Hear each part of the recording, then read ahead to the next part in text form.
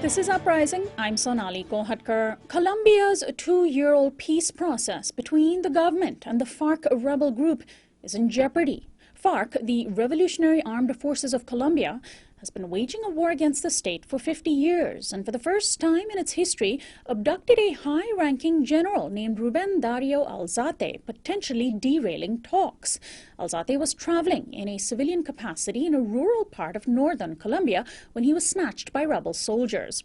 A corporal named Jorge Rodriguez Contreras and a civilian lawyer named Gloria Orrego, who were with Alzate, were also captured.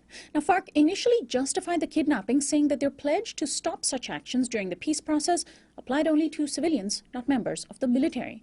The group also maintains that it is unfair for the government to have the right to respond militarily during peace talks, while FARC is expected to hold back.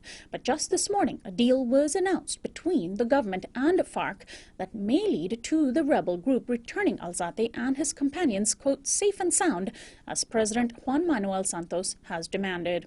The last round of peace talks, which were unsuccessful, took place in 2002 when FARC rebels kidnapped a senator and held him captive for 6 years.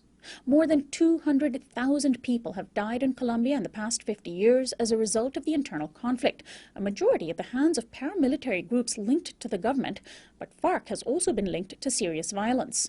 My guest is Dan Kovalik. He is a labor and human rights lawyer who teaches international human rights at the University of Pittsburgh School of Law. Welcome to Uprising, Dan. Thank you very much. Well, first, give our listeners and viewers a history lesson of what it is that FARC is fighting for and has been fighting for all these years, and what sort of repression has been coming from the government aimed at both rebels and the civilian population. Okay, well, first of all, the FARC is a rebel group that's existed since 1964, largely a peasant-based guerrilla organization.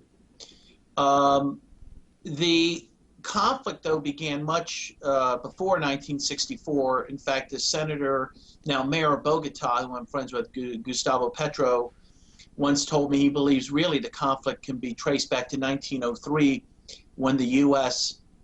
Began to support insurgent groups in order to break Panama away from Colombia to get the Panama Canal. So it's a very long conflict.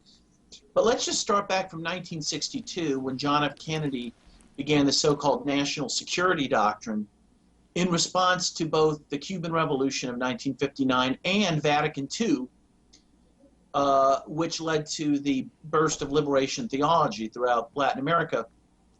At that time, the U.S. began supporting paramilitary organizations in Colombia, even before the FARC existed, I should know, to attack priests, to attack unionists, peasant leaders, etc. And this is what really leads to the conflict beginning.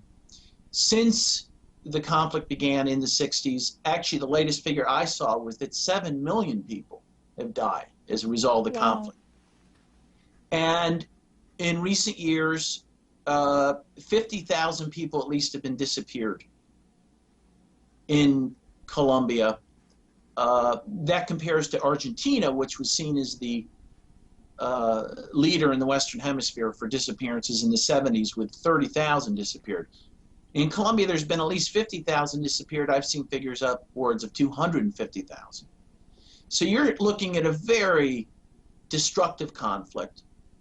And all the groups that I work with, they're human rights groups, labor unions, peace groups, religious groups, believe that the conflict has to be resolved through a political solution, through a peace settlement of the type that is being negotiated. I think it will get back on track in order to stop, the killing. And it should be noted that the FARC has called for a bilateral ceasefire for some time, and the government has refused to, take up that olive branch.